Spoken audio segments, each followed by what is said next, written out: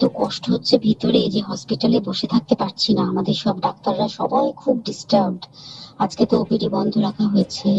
Actually যেটা ঘটেছে সেটা হচ্ছে, আমি শুনে তো মানে বিশ্বাস করতে নিজেকে কেমন লাগছে রে।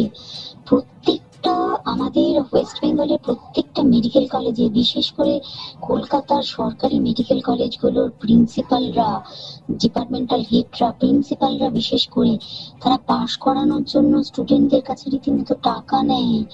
যেসব স্টুডেন্টরা, ইন্টার্নরা, পিজিটিরা যারা ভালো করে ক্লাস করে না বা থিসিস তারা জমা দেবে, পিজিতে তো থিসিস জমা দিতে হয়, তো যারা MBBS final year final pass করবে না, সাপ্লি পাইয়ে দেবে, ইন্টার্নের কমপ্লিশন দেবে না, ইন্টার্ন হওয়ার পর কমপ্লিশন না দিলে তারা রেজিস্ট্রেশন নাম্বার পাবে না, এই সমস্ত ভয় দেখিয়ে টাকা পয়সা নেয় সমস্ত জায়গাতেই এটা আছে।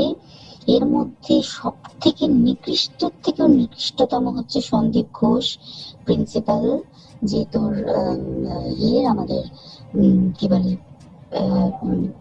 আর্জিকর মেডিকেল কলেজে।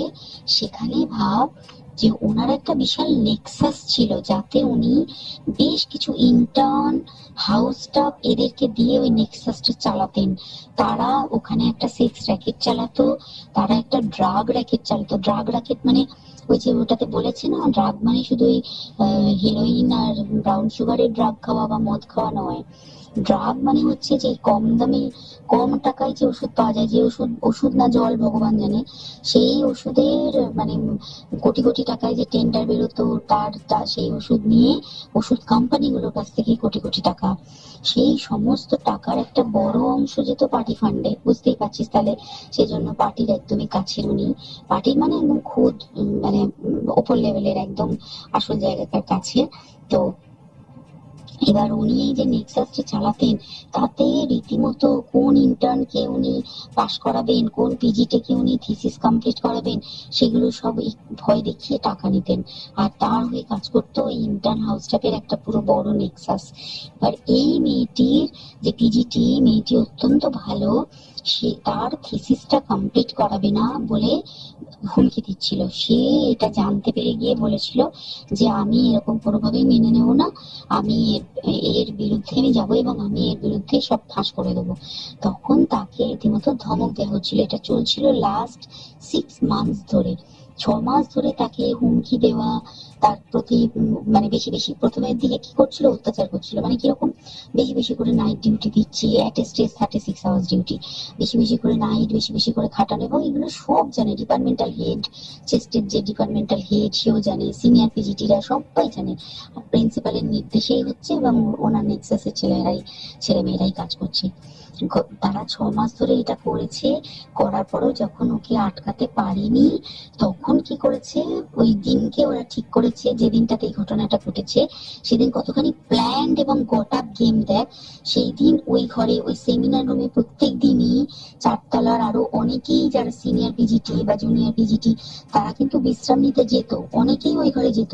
সেই দিনকে ও একা, ওকে ওকে বলেছে তুমি ঘুমিয়ে পড়ো, ওকে একা রেখে এসেছে। বাকিরা কাউকে যেতে দেয়নি, বলেছে ওই ঘরে আজকে ঘটনা ঘটছে, মানে কাজ হচ্ছে, ওই ঘরে কেউ যাবে না।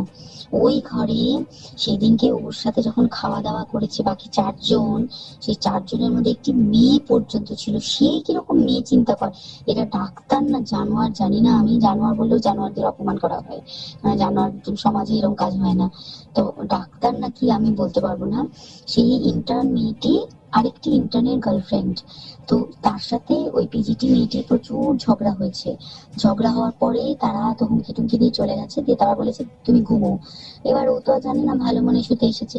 তারপরে তারা গিয়ে মদ টদ খেয়েছে, 7-8 জন মিলে চড়াও হয়েছে। এবং তোরা জানিস যে প্রথমে তার হাত দুটোকে দুপাশে 2 জন ধরে রেখেছে এবং সেই কাজে সেই মেয়েটিও সাহায্য করেছে, ইন্টার্ন মেয়েটি। 2 জন ওকে পা দুটোকে টেনে জরাসন্ধের মতো ছিঁড়ে ফেলেছে, মানে ছেঁড়ার মতো করে টেনেছে, যাতে পেলভিক বোন ভেঙেছে, কলার বোন ভেঙেছে। মানে কি বিপর্যস্ত, মানে বিধ্বস্ত, কি নৃশংস অত্যাচার করেছে। ওকে উল্টো দিক করে শুয়েছে, পিঠের ওপর দিয়ে বুট পরে হেঁটে গেছে, মাথাটাকে এমন থেতলেছে যে মানে স্কাল ফাল রাপচার হয়েছে। এই সমস্ত করার পরে শ্বাসরোধ করে তাকে মেরেছে। মেরে তারপরে আরো যেটা আরো ভয়ঙ্কর, যে একটা মৃত মানুষকে মিনিমাম ডিগনিটি দিতে জানে না, তারা নিচে এসে দেখেছে ওই সঞ্জয় তখন বসে মদ খাচ্ছিল অন্য আরো গ্রুপ ডি স্টাফদের সাথে। সঞ্জয় ছেলেটা হচ্ছে তার কাটা সঞ্জয় বলতো ওরা, ওকে বলে ফল গাই, মানে ওর একটু ওইসব আলুর দোষ আছে, ও যত্রতত্র যখন তখন ওই প্রস্টিটিউট এলাকায় যায়। এবার দেখেছে যে একে দিয়ে যদি একটা রেপ করিয়ে দিতে পারি তাহলে ঘটনার মোড়টা অন্যদিকে ঘুরে যাবে। এইবার ওকে বলেছে, যা সেমিনার রুমে তোর জন্য রেখে এসছি, যা তুই এবার গিয়ে কাজ করে দিয়ে আয়। ও এসে ওই ডেড বডিকে রেপ করেছে যাতে তার ভ্যাজাইনাতে সিমেন পাওয়া যায়। তো এবার এই হচ্ছে, প্লিজ আমি নাম করে ফেললাম সবকিছুই, কতজন আমি যে নামগুলো পাঠিয়েছি এই সব ডাক্তাররা, এরা সব জড়িত জানিস, কিন্তু কেউ কোনো প্রমাণ নেই প্রমাণ লোপাটের জন্য। সেদিনকে ওই ইন্টার্ন এবং ডাক্তাররা যে ওইখানের যে বাথরুমটাতে হাত পা ধুয়েছে, রক্ত ধুয়েছে, সেইটাকে সাত তাড়াতাড়ি প্রমাণ লোপাটের জন্য ওই দেওয়ালকে ভেঙে দিয়ে তার মানে ওই বাথরুমের জায়গাটাকেই ভাঙতে হচ্ছে ওদের, ওখানে নাকি ওরা রুম বানাবে। কালকে দেখেছিস তোরা খবরে। আর বেশি বলতে পারছি না, মানে তোরা তো সবাই প্রোটেস্ট করিস, আমরা তো আমাদের দিক থেকে করছি, কিন্তু কিছুই হবে না, পোড়া দেশে কিছুই হওয়ার নেই, শুধু ভেতরে ভেতরে গুমড়ে গুমড়ে কষ্ট পাওয়া। আর আগামী প্রজন্মের যে ডাক্তাররা বেরোবে, তারা যে ইন্টার্ন বা পিজিটি বা যাদের কাছে আমরা যাব ভবিষ্যতে, তারা কি ডাক্তার না কি আমি জানি না, কি নিয়ে তাদের কাছে আমরা যাব আর কি করে বা আমাদের পরের প্রজন্মকে আমরা সুরক্ষিত রাখবো।